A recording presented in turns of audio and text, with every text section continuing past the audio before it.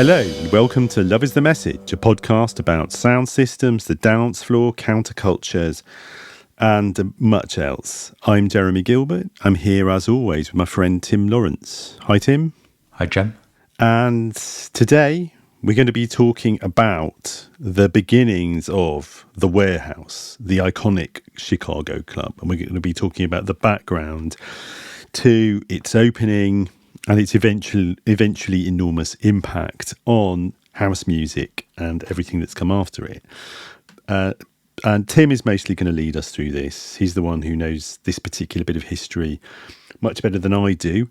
But I'll be here along for the ride, jacking my body. Yes. Jem, you don't seem to know that you can't jack until like 1984 or 85. You do. Okay. You just can't wait. I just can't wait to jack. Did you ever jack your body? Not really, no. When Jack Your Body was a big hit in Britain, I was one of the people who thought this was a sign of the end of civilization because it was just, it was a song with no actual lyric. It just said jack your body, jack your body, jack your. Well, then for years and years, I thought that was a terribly reactionary position. It was because my mind had been warped by rockism. But now I have to say, Jack Your Body is a terrible record. Like it's a terrible representation of house music. Like it wasn't like I was right not to like it. Good. All right. So, let's get going. The Warehouse is located in Chicago. And it did occur to me as we were preparing for today's recording that we haven't really been to Chicago yet. Have you ever been to Chicago, Jem? I have, yeah, once. You have? Okay. When was that? I think it was about 15 years ago. Have you? No, I haven't. Well, I did think during the research for Love Saves the Day that I should try and go there. But also because that book was originally going to be a book that started in the 80s, I really thought I should go there. And then in the end, actually, Chicago doesn't play such a big role at all in Love Saves the Day. So it was always when I thought I was going to be doing a book about house music that I thought I should go there. And I've yet to get to that point, and maybe I never will. But anyway, that's been my main sense of it. I have some a family who used to live there, like, decades, historic, really. I suppose it's a bit like people sometimes imagine New York, only more so. Like it's very 20th century, is what it felt like to me. Very modern. It was like an urban landscape almost untouched by post-modernity in some sense. So sort of compared to being in California or New York, like it's not like it feels old-fashioned, but it feels like, a city that was a product of Fordism. Early 20th century industrialization, or it still felt like that when I was there. Yeah, I heard it was. It's kind of grander and cleaner than New York. Well, it's cleaner. It's quite grand. It has this massive lake. That's the thing that doesn't really appear in much of the iconography you see, at least from this country. Is like the city is sort of dominated by being all alongside this enormous lake. Like a lake that's like bigger than any lake in Britain by multiple factors. So, you would, if you didn't know it was a lake, you'd think you were by the sea because you can't like see to the other side. Or I've heard about this. Well, anyway, we are, of course, even though we are ostensibly talking on the internet while we are both located in different parts of London, we feel as though we're now in Chicago, and that takes us to the Midwest. For the first time in this series, in a way, we spent most of our time on the East Coast of the United States. We spent a bit of time on the West Coast of the United States. We've definitely spent time, moving through the musics of Africa and Latin America and the Caribbean, and Puerto Rico, and we spent a bit of time in Europe as well, of course. But it just feels like new territory, and I felt it might be a good idea for us to acknowledge this before we get too immersed in the specificities of the history that led to the Warehouse. So I just wanted to kind of reflect on that, really. I mean, also we did start this entire podcast series, not the current series, but the very first series, more or less in New York City in 1970. And then we did a little bit kind of looking back at what had just passed in the 1960s. And at different points along the way, it seems to be a good idea to say, well, there are all these decades of, musical and social and economic, etc., history that precede that moment. So let's kind of acknowledge how we got to the point where we're at. And there is something very real about this with, I suppose I should say, with the warehouse as well. It's that, in a sense, like, Frankie Knuckles came to be greeted like a hero in Chicago and being someone who was very progressive, and that wasn't how he was being received in New York City.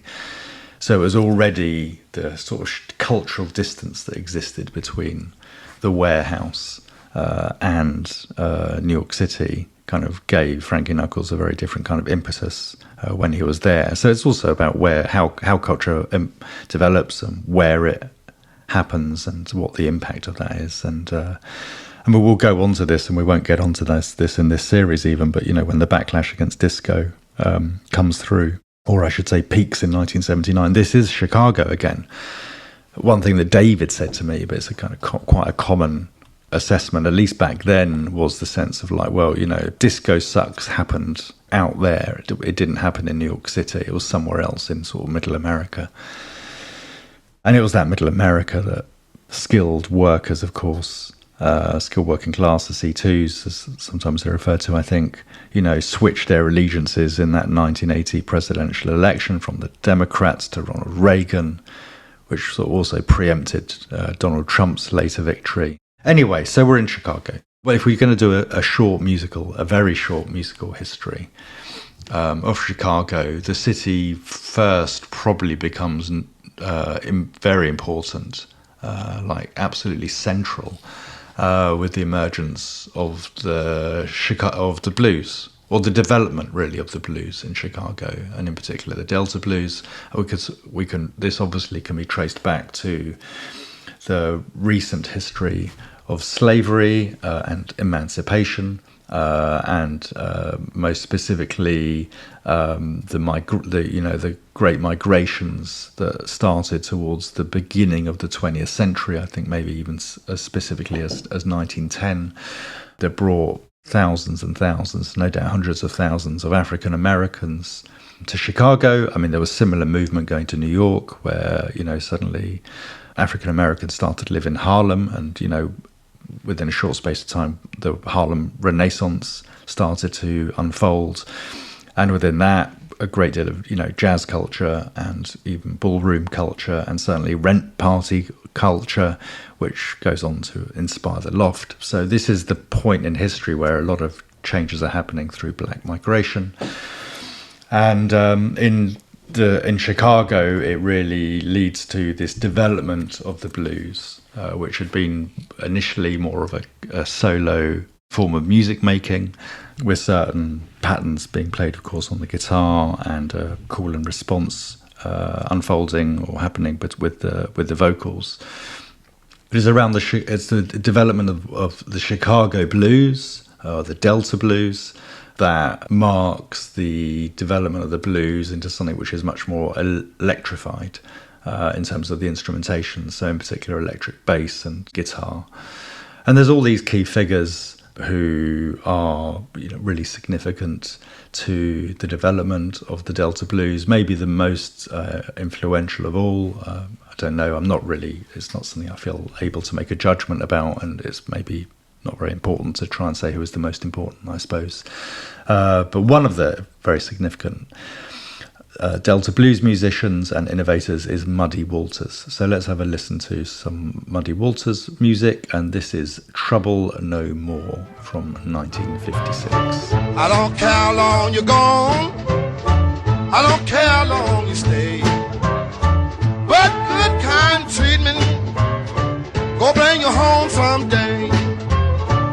But someday, baby, you ain't gonna trouble for me anymore.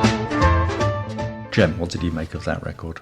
Yeah, it's classic Muddy Waters, isn't it? Is this really Delta blues or is this Chicago blues? Isn't there a distinction to be made between Delta blues because they're not in the Delta anymore. Once they're in Chicago. Yeah, no, sorry, you're absolutely right. Of course, there's Delta Blues is the original, isn't it? And then it goes into Chicago Blues. Yeah. Muddy Waters bridges the divide because Alan Lomax originally recorded Muddy Waters in Mississippi, in the Delta, but then I think he moved to Chicago, and it was in Chicago that he developed in the clubs in Chicago that he develops this much more rhythmic sound that comes to be known as the Chicago Blues, and it's the Chicago Blues. It's really one of the key progenitors of rock and roll and rhythm and blues because it has this really sort of because it has this like really rhythmic sound. It's really distinctive on this record. I mean, you can really hear what the people like the Rolling Stones are listening to. That this is sort of it's sort of dance music. It's sort of it's got this very rhythm. It's very rhythmic. It's also sort of anticipating people like James Brown in the way in which everything is sort of percussive. It's really the rhythm guitar more than a sort of melodic soloing, which is really noticeable on a record like this. So, it's very interesting to hear. It's very interesting that it's so early, given how sort of rhythmic it is. It's always really interesting to me the way this stuff gets received in the UK, like in the 60s, because it's... you get these different sort of micro scenes and audiences, like who are into these very specific parts of American rock and roll. So on the Patrons episode we just put out last week, we were talking about the impact of Buddy Holly on the Beatles, but it's Howlin' Wolf and Muddy Waters and Bo Diddley are like the big influences on the Stones. And to a certain extent on people like the Animals as well in the Northeast. It's always very instructive to listen to this kind of thing and think about just how much of an impact it had. It's just an extraordinary impact, really. Well outside, the space of its Chicago origins. And it's always a little bit unclear, what exactly is the relationship between this sort of Chicago blues and sort of Memphis rock and roll, for example. So because the most commonly told story which traces rock and roll through sort of Little Richard, New Orleans, and then people like Chuck Berry also coming out of the South, it usually mentions the Chicago blues as a sort of parallel development rather than part of this sort of central stream that runs through Sun Records and what have you. But I think you've got to say, really thinking about rock and roll and rock from sort of the early 60s onwards, that this is just as influential as anything else on the sounds that develop, I think. This sounds like the earliest recordings, the earliest moment, if you like, of what is indeed rhythm and blues. It becomes a band, and it's electrified, and it keeps that groove going, and that's indeed the foundation of it feels like almost everything we've been listening to. But this does seem to be the main reference point, really. I mean, it's hard to imagine anything, and this is like what we've just listened to is, what year was it recorded?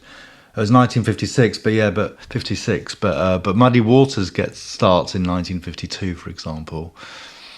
It's a solid groove, and it's a jam, and it has a certain atmosphere that's I'm not really sure how to describe it. It's this kind of energy that we kept on listening to at different points over the last year, it seems. Even when we were doing kind of proto-punk, we seem to be hearing this energy where it just feels like groove music, even if it's kind of rock music. Yeah. Well, I think it's an interesting sort of parallel development to jazz. That's how I always think about it. I mean, of course, Chicago is really important for jazz at the same time, and will continue to be so to this day, actually. I mean, it's Chicago. I mean, after New York, Chicago is the most important city for jazz. I mean, obviously, rhythm is really important, but we usually think of it as primarily about sort of melodic improvisation and exploring the various possibilities of melodic improvisation. And then you've got this strand of sort of R&B and then funk, which is much more focused on rhythm and a kind of percussive quality to all of the uses of the instruments. And of course, it's all happening in the context of Chicago, which it is the great second city of the United States, and it's the other We've talked about Detroit before, but it's a bigger city than Detroit, and it's not far from Detroit. And economically, in terms of the history of American and global capitalism, it's arguably more important than Detroit. Like overall, it's the great city where the Midwestern, I mean, Chicago grows up as the great commercial city where the Western ranchers will bring their meat to sell, for one thing, where the railroad creates a kind of junction between the plains of the Midwest and the West. The image of which is sort of familiar from, Westerns and going back decades, going back over 100 years now, and the urbanized eastern part of the country. And in some ways it is this hypermodern city. I mean, Chicago is arguably the first American city that sort of owes almost nothing to Europe in its sense of identity. I would say New York is very distinctive, but New York has this. There's always this sense that New York is partly really important because it's the city on the eastern seaboard. It's the place where people come from Europe and they settle and they land, like wave after wave of them. Whereas Chicago, of course, also has immigrants from all over Europe and all over the world. But there's always this sense that Chicago is the Midwestern city. It's right. It's in the middle of the North American continent. It's not that far from Canada actually, but it's a long way from the coast. It's sort of purely American.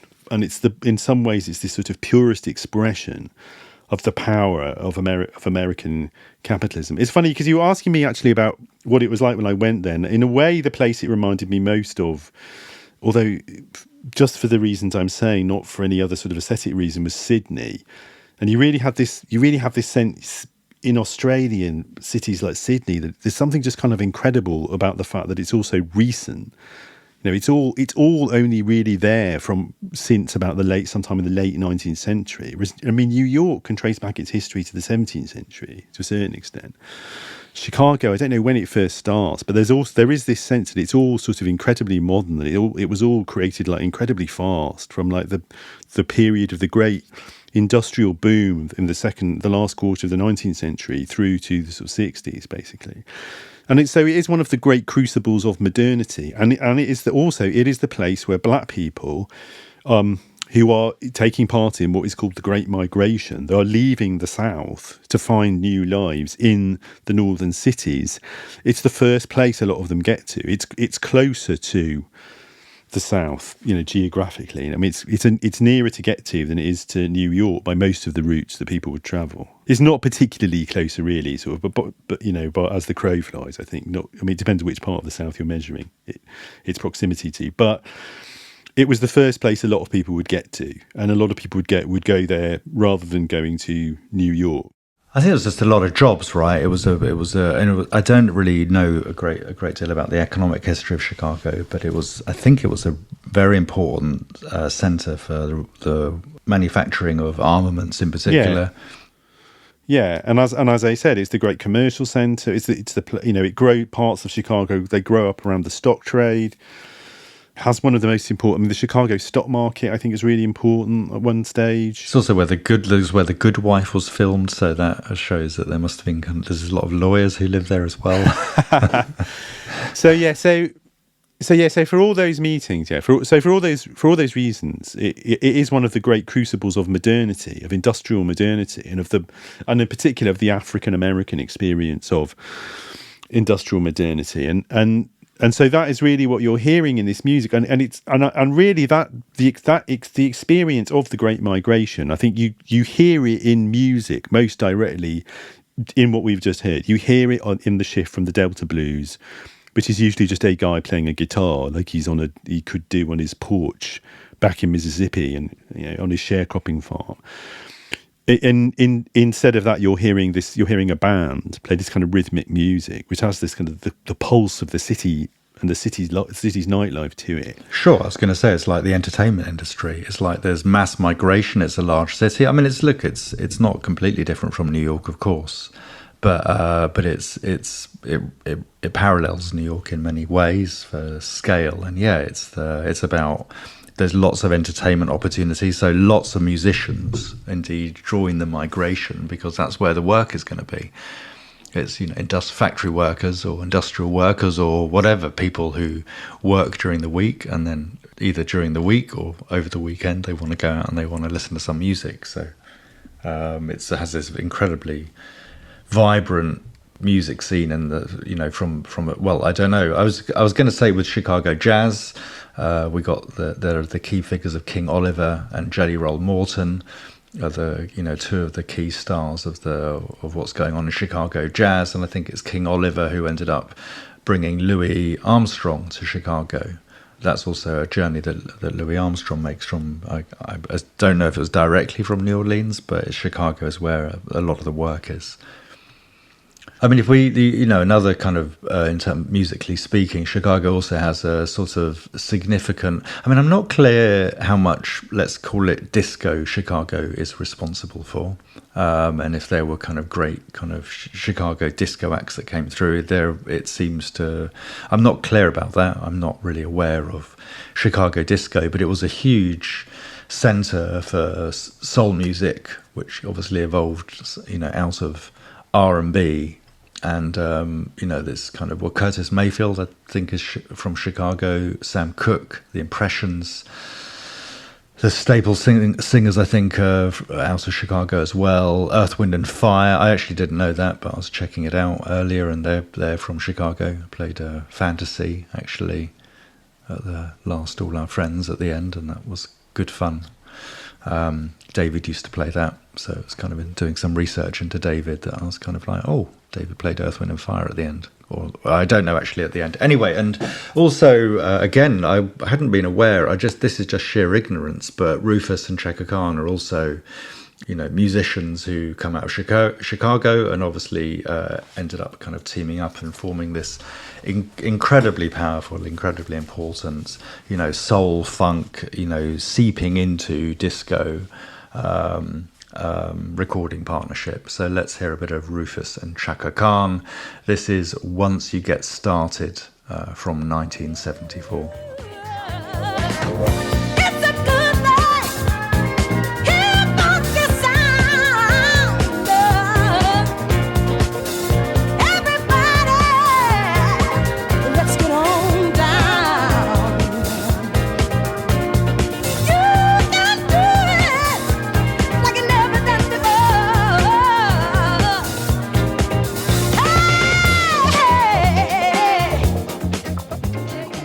You like that record?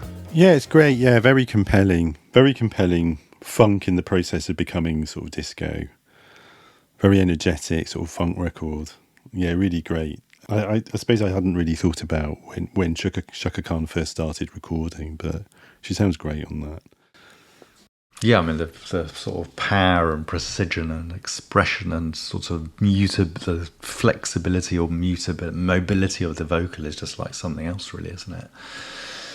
Yeah. Like it's this.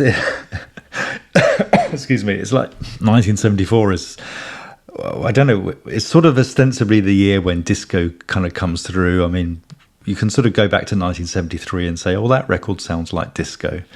The Love I Lost sounds quite like disco, although it's really sort of Philadelphia soul, I think. But with Earl Young bringing in a bit of a four on the floor, and summer of 74, we get the Hughes Corporation, Rock the Boat, and George McRae, Rock Your Baby. But it's kind of still on the soul sort of side of things in some respects. It sort of feels like 75 is maybe when disco becomes disco a little bit more. It's an irrelevant conversation, really, but what's interesting about this is we still feel feels like we're in this moment where disco hasn't quite come through, and you hear but there's this music is sort of shimmering, really.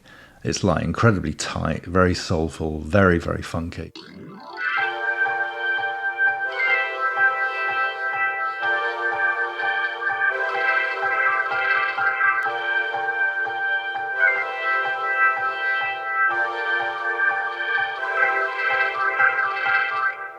So in terms of like where Chicago is within disco and DJ culture as it's been taking root primarily in New York, but not only. I mean, Boston was another big centre. We haven't really got there yet.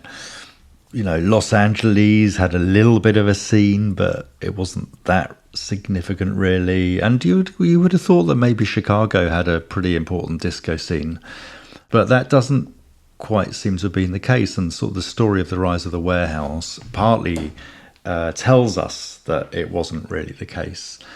So it's kind of when the warehouse opens that gradually, over the course of what becomes a 6-year run for that party, Chicago becomes, from the eyes of the historian who's interested in the wider history, let's say, which is what I was trying to do in Love Saves the Day, it's at that point that Chicago becomes more significant. I couldn't find reasons to go to Chicago before 1977 when I was researching Love Saves the Day. And that's obviously not to dismiss everything that came before. It's just to say what was happening that was new, that really somehow became significant for the culture beyond that particular kind of scene, if you like.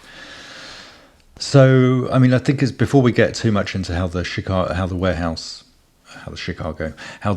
came about, it's probably worth just kind of highlighting maybe not a common misunderstanding, but there is an ongoing. Sometimes there's an ongoing assumption that house music came out of the warehouse, and that house music got its name from the warehouse. And when I say house music, I mean exactly the kind of electronic 4 on the floor record that you mentioned earlier on in the show, Jem, when you were talking about Jack Your Body.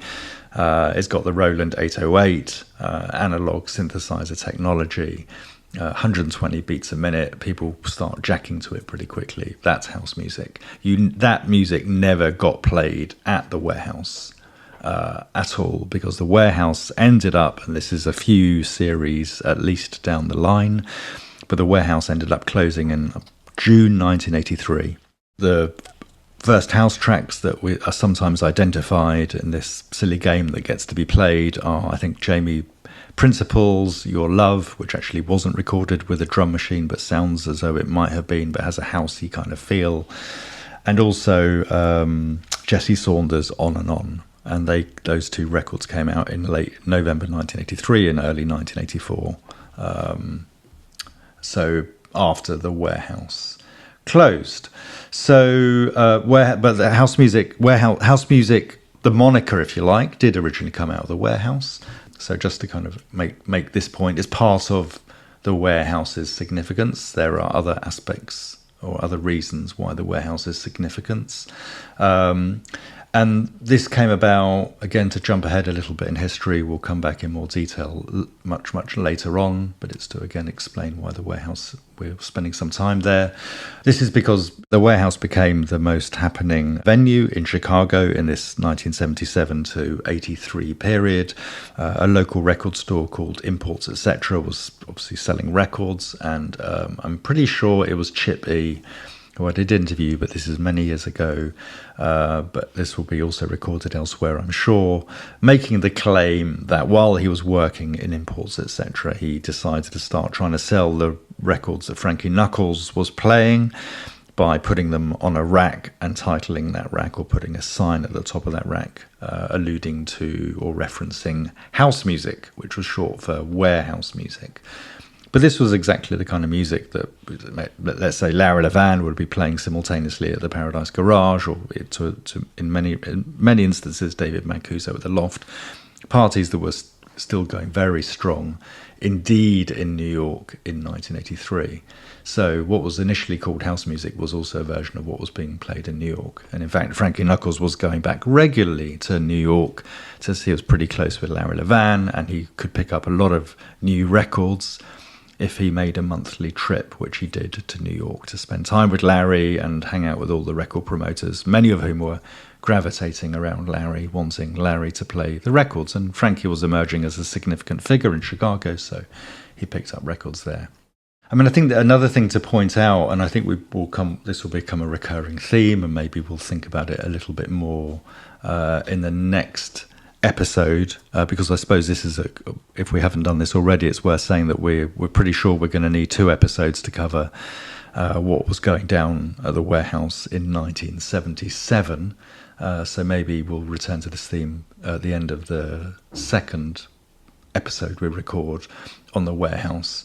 But the warehouse becomes this very significant location of congregation for black gay men who want to dance together. It's true that in New York City, Better Days had become an important kind of meeting point for, a black gay scene. And that's probably started to take shape around 1972, around the time that T. Scott started to play there. But it was a pretty small club, and other parties that sometimes get to be correctly, or in some cases, in one definite case, incorrectly associated with the black gay scene, they don't sort of take root in quite the same way. I mean, the Loft sometimes is referred to as being a black gay party initially, and David, I think, definitely correctly, was very insistent it was never that. It was always mixed, even if there was a significant contingent of black gay men. David was always into mixing different constituencies and crowds and groupings together, and that became more and more pronounced around 72, 73 onwards. And then the Paradise Garage Saturday nights are often assumed or understood to be a black gay night. But the Garage, for the first 3 years of its existence, pretty much operated on Friday nights, and it was a mixed crowd that again had a significant black gay element, but it was also mixed. And it was only after Michael Brodie attempted to turn Saturday nights into a white gay night to make that night lift off, and it failed, that he introduced the Saturday night to be a black gay night. I mean, it's an interesting part of history that we'll return to, but what I really want to do is just flag up that Chicago was this very important meeting place where this kind of new, this form of culture was really, taking place in some respects ahead of New York. And it was partly to do with probably what was, I mean, from people I've interviewed, the wider racism that was experienced in the discotheque scene that had taken root in Chicago. There were probably fewer other places for black dancers, and in particular black gay dancers, to go to. There weren't all these private parties that were so accessible as became the case in New York, where there was the Loft, and there was Soho Place, and there was Reed Street, and of course the Gallery, and then the Garage. These are all places where black gay men felt, very welcome, even if they weren't necessarily exclusively black gay spaces. So it's in this sort of in this kind of, in some respects, kind of harsher terrain of Chicago, which is less of a melting pot, maybe is more, from what I understand, segregated, and where maybe the racism is more effectively endemic. That you have this constituency needing to find a space for congregation, a space for expression, a space for liberation. And that sort of becomes this accelerated sort of dance floor experience, this intensified dance floor experience. I mean, the parallel we can sort of draw there is maybe it's a bit loose, but, often we sort of say, well, why did house music end up taking off in Chicago? Why did house music end up really taking off in the north of England, maybe in particular Manchester? And, parallels are often drawn between Manchester and Chicago in particular, also Detroit. And there's this idea of, these constituencies where there's a group for different reasons, partly related to class, partly to do with kind of social experiences. There's greater need, or there's more need to kind of, find energetic expression. Dance to fast music. Northern Soul was a similar pattern. I don't know if you want to come in on any of this, Jem, or... No, I think you're right. I think it's a really good analysis, yeah. I mean, it's continuous with this idea of Chicago as well as a site of sort of intensive modernisation and urbanisation, and this experience of the speed of city life, finding expression musically. Okay, so I feel like the research story behind the warehouse, to me, it's still. I remember it being so completely surprising to me in terms of this. One of my favourite themes, which is the kind of, the hidden history, or now somewhat revealed history of the influence of the Loft. That this was kind of my favourite part of that story in some respects. And it sort of starts just because Frankie Knuckles is such a key figure, will become such a key figure for us. Although will appear more in the next show than this one, probably. I interviewed Frankie right at the beginning of research for Love Saves the Day, which I thought was going to be a history of house music. I just met David Mancuso. I wasn't quite sure. I thought David was a very interesting guy indeed. was completely captivated by him, but no one seemed to really know. I wasn't entirely sure if what he was saying was kind of correct or verifiable, or what, if other people had heard of, heard of him. So I went to interview Frankie Knuckles around the same time that I spoke with Tony Humphries, David Morales, these kind of, legendary figures within house music culture. And Frankie was very clear. It was like, I was kind of on the Loft dance floor when David was on Broadway, and it was the most compelling, dance floor experience I'd ever experienced. And it was David, and, this kind of eulogy followed about how advanced David was. So I got that very quickly. And then as I went round, this became the unfolding story of what became Love Saves the Day. I was like, wow, whichever progressive part of the culture you wanted to look at, somehow David seemed to sort of be there. And I thought that was all pretty sewed up as a story when I decided that if I'm going to write about the warehouse, which opened in 1977, I should try and speak to the owner. And the owner is a guy called Robert Williams. He was living in Chicago, and I managed, after not too much searching, to get a phone number for him. And we spoke. And it was this point where I just was kind of utterly amazed, because, I said to Robert, well, why don't you tell me about how you got going and all of this culture? What drew you in? And he said, well, it was basically, I was living in New York, and I was standing at a bus stop, and one day this guy came up to me called David Mancuso, it turns out, and said, do you want to come to a party? So it's like, when we're kind of in the depths of Chicago in 1977, it's like, David is like waving his hand saying, yeah, it was like, you look. Although, of course, that's not what David was doing at all. I honestly don't know if David even knew that he had this, that Robert Williams had opened the warehouse. You could just tell, Dave. He didn't care. The thing is, he didn't really care. He didn't care. David's whole thing was like, just want to put on a party with clip-shons in my own front room. That's all he wanted, really. So that's... Yeah, also, I can vouch for the fact that David, up until very late in his life, was just randomly picking up people in parks who he thought looked cool. This did actually happen. Yeah. It continued to happen. He really did do that. They were the people in question were not always not totally out of their minds, but he was still doing it. He was still rolling that dice whenever he thought somebody looked kind of cool, kind of funky. Well, I think it was just friendly, really, just like the look of them. I completely agree. It was one of David's most endearing qualities. Is he would talk to anyone really, and he would relate to them as a human being. I remember being a bit surprised once when. Maybe I was just a little nasty human being back then, and maybe I still am, I don't know. But it was like David was coming over to London, I would take him to and from his hotel, we might go and get him food. Just the usual stuff. You were doing exactly the same, Jem.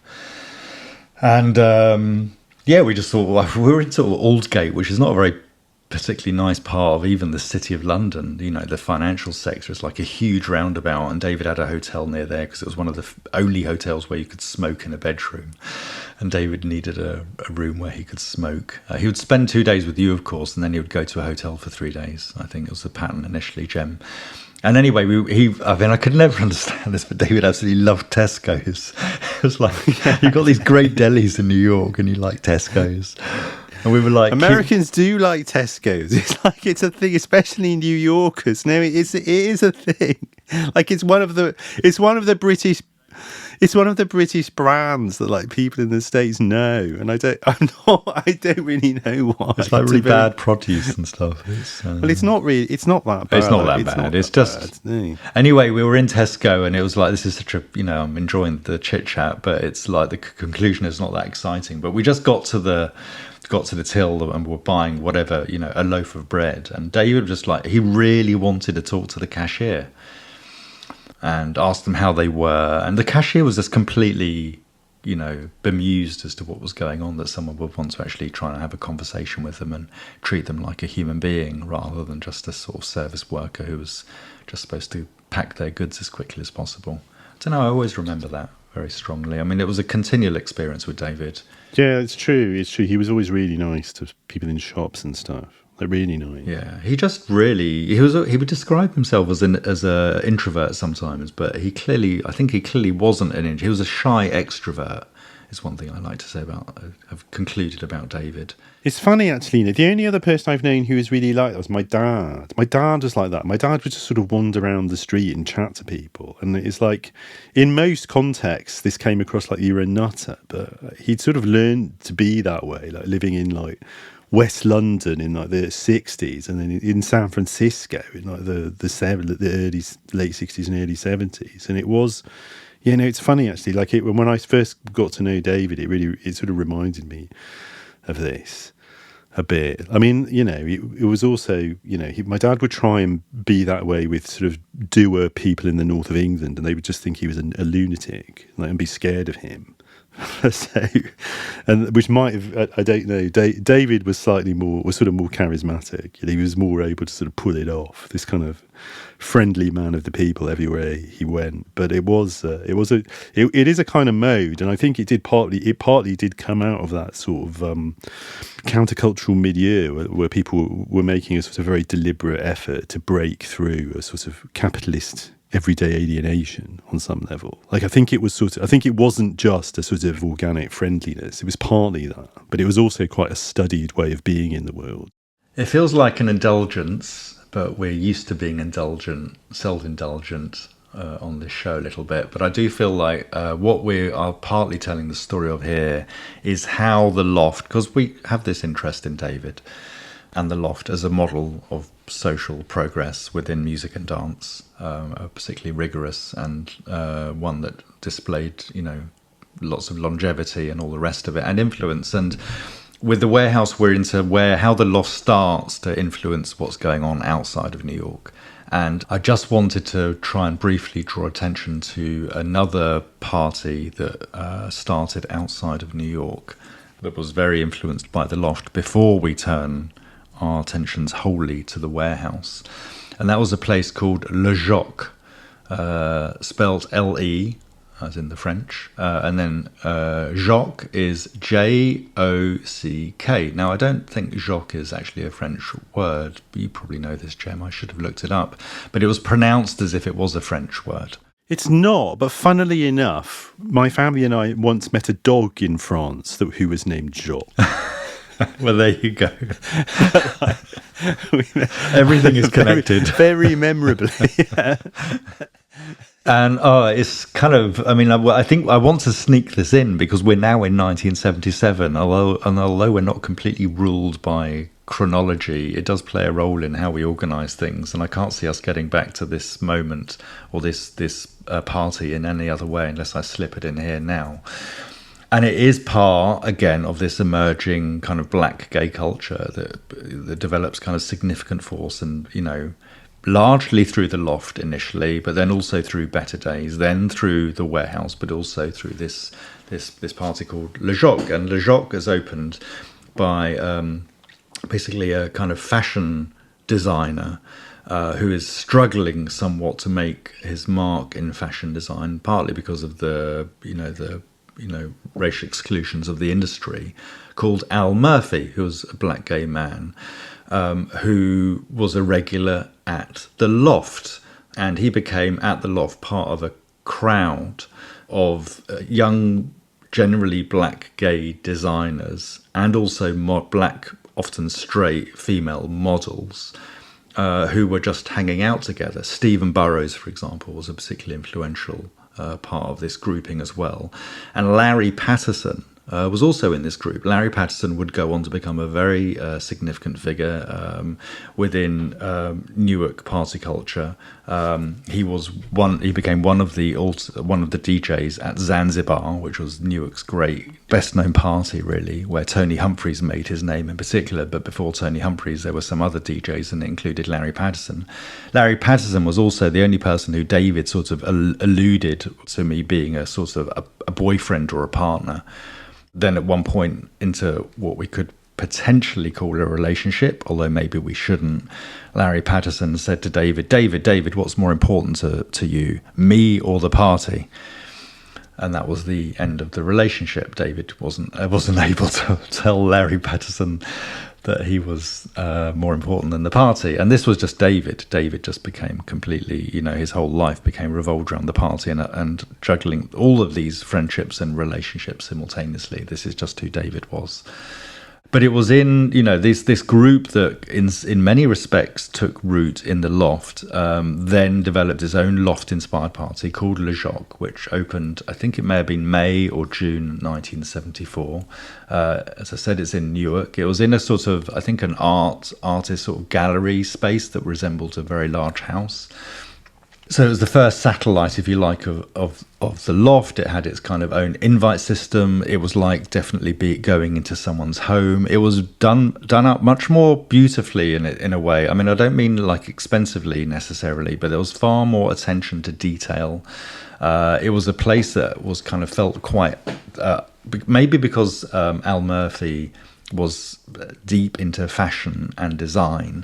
There was a very pronounced artistic and you could sort of say interior design element. And when I say these things, I'm kind of kicking myself because it's not what interior design is at all today. It's not like catalogues or trying to impress people. It was just a very, was typical of David, a very kind of organic form of expression. And it just became this, hugely influential party. And really, it was just sort of quite different from... It was parallel to the Loft. It was deeply connected to the Loft. But it was also finding, as David always thought should be the case, really, a different way of expressing a similar set of principles around community, around music, around dance, around good quality sound, around intimacy. Some of those are some of the key things. So yeah, I just wanted to drop in this party, which it only lasted for maybe 18 months. It could have been 2 years, but during that period, it was quite a sensation. Anyway, I dug out a few, did some research into music that Larry Patterson might have played or did play, and one of the records is Titanic. And the track is called Rain 2000. The fight against the rising tide and go against the grain has only brought me down and left me standing in the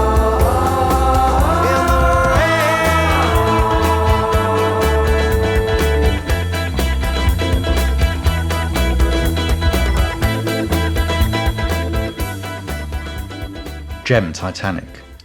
Yeah, I've never heard of this before. I thought this is great. I'm going to buy this actually. Well, that's a really interesting record. It's really nice, that sort of funky rock. Are they a Chicago band? No, they're from Norway. Oh, really? Yeah, no. Superb. Yeah. But it's that they had this track which came out in 1971 called Sultana, and it was a really big track on the sort of, the emerging DJ scene in New York of the early 1970s. I then sort of wanted to check because it sounds very much like the kind of thing that David might play, because it's got a quite sort of Afro rock kind of feel to it in a sense, or a Spanish rock, or who knows what. It's quite raw and rough and highly rhythmic. And David didn't mind a rock aesthetic at all if you could dance to it. But it wasn't Sultana wasn't a Loft classic as far as I know. Of course, it's entirely possible David played so much music that he almost certainly did play Sultana. I'd be surprised if he didn't, but I just haven't had that verified. But Steve DeQuisto did, and this is what we've played is a slightly lesser known record by Titanic, but one that was definitely played at Le Jock. I mean, it sounds like sort of southern rock, doesn't it? It sounds like the Doobie Brothers or something. So back to the story of the opening of the Chicago. Robert Williams met David in the East Village. That day that they met, he was wearing a T-shirt from the Tamberlane, which was quite a popular kind of bar club that is where I think David also met Steve DeQuisto, and it was quite really popular. It was popular with drag queens. It was quite a wild crowd. It was in Midtown, drew a lot of attention. Anyway, Robert Williams was wearing the T-shirt, and David approached him at this bus stop and asked him if he wanted to go to the Loft, and gave him an invite. And Robert Williams went along and just said, wow, this was the most intense, wild party he'd ever been to before. He'd never been to a party in a loft space. The energy level was so much higher than anywhere else he'd been. And he became a regular. He and David became pretty good friends. He would visit David during non-party hours. They hung out a lot. And that was the only place that Robert Williams wanted to go on a Saturday night. He reluctantly moved to Chicago in the mid-1970s, mainly because he couldn't afford to live in New York anymore. I guess the cost of living was beginning to rise. And he, recounted to me that he was, immediately bored. He went to this Midwestern gay bar called Bistro, and he said it was basically very commercial, possibly a little racist. He was asked for ID, and he was just felt very disillusioned about just the huge contrast between going out in Chicago and going out in New York. And eventually, or pretty soon, he decided to start his own party. It partly came about because he had studied initially at the University of Iowa, and a lot of his college friends would visit him while they were in New York, and he would take them to the loft. So by the time he arrived back in Chicago, and a number of them were living in Chicago, they were basically said, look, the quote from Robert is they said to him, "It's dull as hell here. Why don't you help us put on a New York style party?" So the first event that Robert Williams staged took place on East Belmont Street. And it was held in the house of a guy called Michael Matthews, who was the DJ. Robert Williams and Michael Matthews rented these Altec Lansing Voice of the Theatre speakers, these huge speakers, put up lots of balloons, nice little loft touch, of course. And he said, I think we might have put a little acid in the punch. So there were certain aspects of what was going on at the loft were being slipped into New York partying all of a sudden. But the neighbours called the police, and Robert Williams automatically had to seek out another space. I mean, this is the story of the first year or so, maybe two, of Robert Williams trying to open the warehouse. It's moving from space to space. And the next space he found was an actual warehouse next to Union Station. And Robert maintains that this was the first experience that Chicagoans had of going to a party in a sort of warehouse space. And he sent out invitations to people who had come to the first party so that it maintained privacy. Although in this case, word got around, numbers, got a bit out of hand. Some 1,500 people showed up. And, the police tried somewhat unsuccessfully to close it down. It was one of these parties that was so packed, the police just couldn't really do anything about it. But only two more parties were held in this location before there was a fire in the venue, and they had to find another spot. And at this point, Robert Williams rented a studio on South Michigan Avenue. In this case, fire reared up again in a slightly different way. This time the fire department was situated right across the street. They didn't really like the noise, and also during the winter in particular, steam started to come out of the windows. And the first time this happened, supposedly it seemed the fire department thought that there was actually a fire going on because of the amount of steam that was coming out that resembled smoke. So they decided they needed to close it, and after finding some building code violations, threw Robert Williams out of that space. Let's have a little bit of music just to break up this narration. And I thought that I would start to try and also bring in some music that Frankie Knuckles did start to play at the warehouse in 1977. This is actually a record from 1976.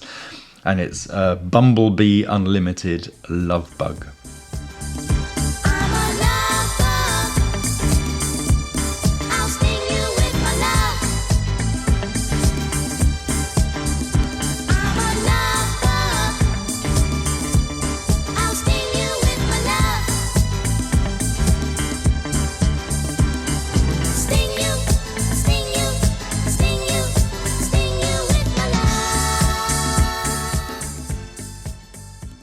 Yeah, it's very interesting. Well, I mean, it's very...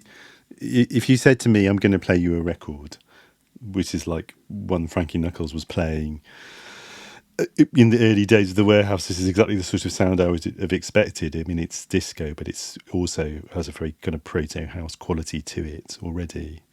And it's it's relatively minimal. It's very percussive, very regular beat. So it's really very representative, I think, of that what was going to become his signature sound. Yeah, that's a good point. Yeah, I mean, it's written and arranged by Patrick Adams, produced by Greg Carmichael. Oh, really? That's interesting because it's a lot less sort of melodic, sort of piano, high energy than a lot of Patrick Adams, isn't it? Yeah, and it's quite conceptual. It's quite conceptual, isn't it? Really, and the voices are quite strange. They're meant to resemble sort of a bumblebee voice, if there's such a thing. Well, of course, a bumblebee voice does exist. We're just not used to hearing it. We're just not. I mean, the sound made by a bee is its wings. I don't think they vocalize technically. They don't sing. You're probably right. I believe they neither sing nor talk. Really? Oh, that's very upsetting to know. I can't believe this. Then what the hell are they making a record called Bumblebee for then? And what next you're going to tell me don't fall in love with the other bugs? I don't know, they might do. No, they do. Of course, Tim. Of course, they fall in love. Anyway, well, interestingly, this was actually also a record that Ron Hardy would play a lot of the music box. So that's a really risky thing to try and slip in at what should be the wind down of this particular recording. But Ron Hardy is alongside Frankie Knuckles, the key DJ to come through New York City. Ever so slightly later, I will slip in my theory on this for many years, which I think is kind of accepted by many other people, which is although Frankie Knuckles is often referred to as the godfather of house music, the DJ who really did bring house music to the dance floor in Chicago was Ron Hardy, who died at a relatively young age and was just kind of less esteemed and established and interviewed than Frankie, so his influence has been arguably less recognised, but he was a true radical and pioneer and inspiration. And whenever I hear any of his mixes on the net or whatever, I always think, wow, they sound so hot and fresh. Anyway, Ron Hardy would play this. Wanted to drop in Ron Hardy's name in a show on Chicago, but to be returned to in more detail later.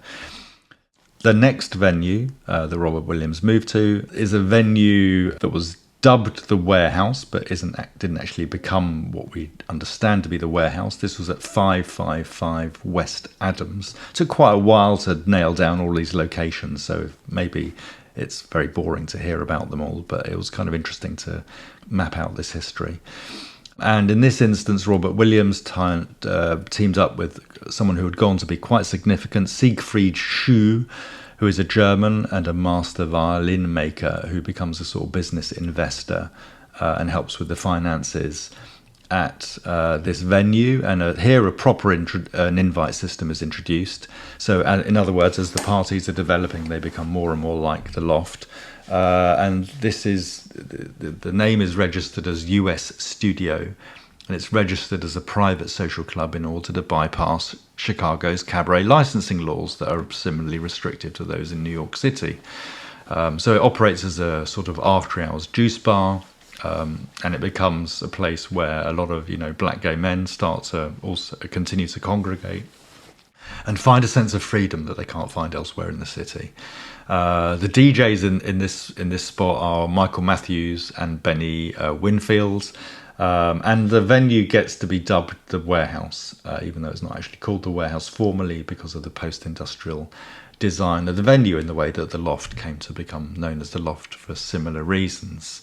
And this enabled basically the club to stay open longer, and what Frederick Dunson, who's one of the regulars who'd gone to work closely with Robert Williams, told me when I interviewed him, he said most of the clubs closed at 3 or 4, but the kids wanted to dance longer.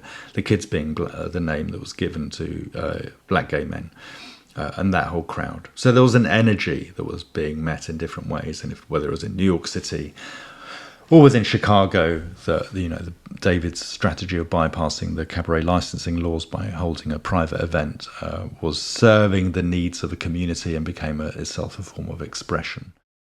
But Robert Williams at this point started to kind of basically, maybe inadvertently, alienated a segment of his crowd, people who he says weren't paying their dues. So he got rid of them, and they opened up what was effectively became a rival venue, called the Bowery. Michael Matthews ended up moving and playing at the Bowery. A large part of Robert Williams' crowd went to the Bowery with Michael Matthews. Robert Williams filled in as the DJ, but he didn't manage to stop the drift. So, this is a story of, if you thought you're going to get like a story here of like incredible overnight success of Robert Williams doing what he was doing in Chicago, it's actually a story of trying things out, some sort of struggle, things not always going right. And things eventually came together for Robert Williams, and we are drawing to a close here, when he moved yet again to try and sort of freshen things up and reboot his party, and went to an old office building at 206 South Jefferson. And this is basically the address of the party that was the actual warehouse, with a capital W. And this came about after Robert Williams looked out the back window at West Adams and saw 206 South Jefferson. It was 2 stories high. It spread across 9,000 square feet. And Robert Williams decided to lease the space and hired Richard Long, who, I'm just trying to think if he was he actually wasn't yet. He had his own Soho Place parties. He was installing discotheques, sound systems, different parts of New York City. He wouldn't, at this point, I'm pretty sure, have started working in the Paradise Garage, or he had just started working on the Paradise Garage. We talked about that in the last episode when the Garage was holding its construction parties, although we did delay the discussion of the sound system because that's a story unto itself that we didn't have time for. But Richard Long became involved in the Garage sound system, of course, but wasn't the first person hired to install it. So all of this is going on more or less simultaneously.